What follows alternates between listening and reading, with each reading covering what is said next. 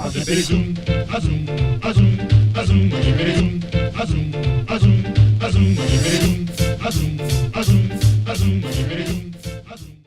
y'all, I'm your host, Rational Outlaw, and you're watching Rational News. First, I'd like to talk about net neutrality.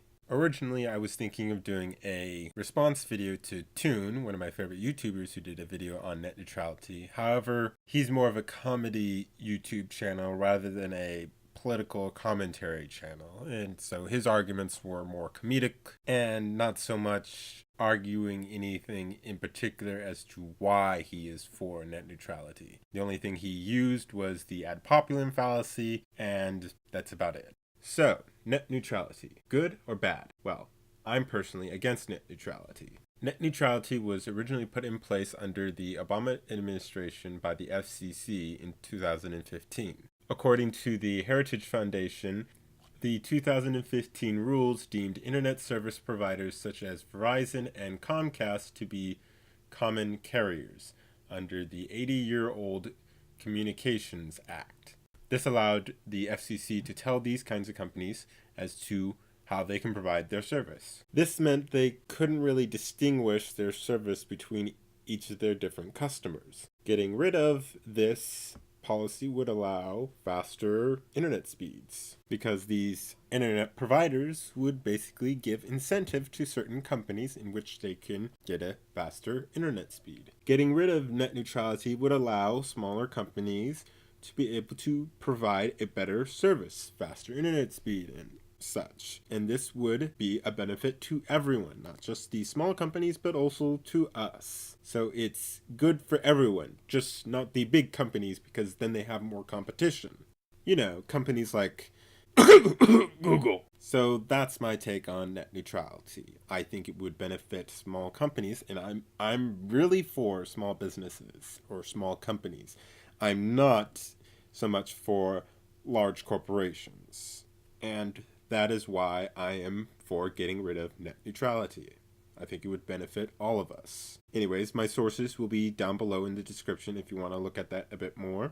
So, in other news, China threatens to fire on U.S. Navy ships. So I guess the day when a warship goes to Taiwan is the day when China will decide to attack. At least according to this Chinese diplomat.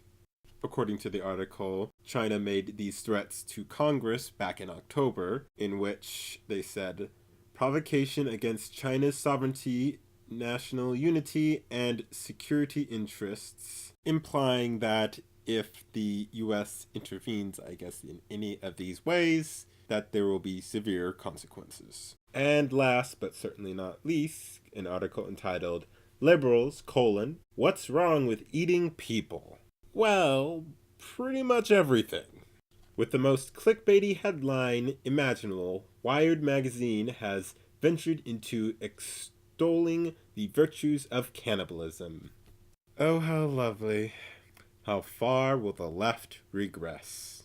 Apparently, the article by the Wired magazine goes into the fact that we are coming to the possibility of being able to grow meat in a laboratory, and that with this, it would allow us to engage in our desires to basically eat human flesh without actually eating human flesh. But I still find that very gross. Now, so as long as they're not killing anyone or hurting anyone, if they want to have artificial human flesh or whatever, I don't know. You do you, boo. But yeah, as long as they're not hurting anyone, okay. They can do that if they want. I just won't be participating in something like that. Well, that's going to be it for today. If you like this video, please give it a like, subscribe, share it, comment down below and tell me what you thought. Follow me on all my social media, support me on Patreon, and I'll see y'all later. We bop and hippity hop, I'm as happy as I can be. Whoa, boom, boom, and hippity zoom.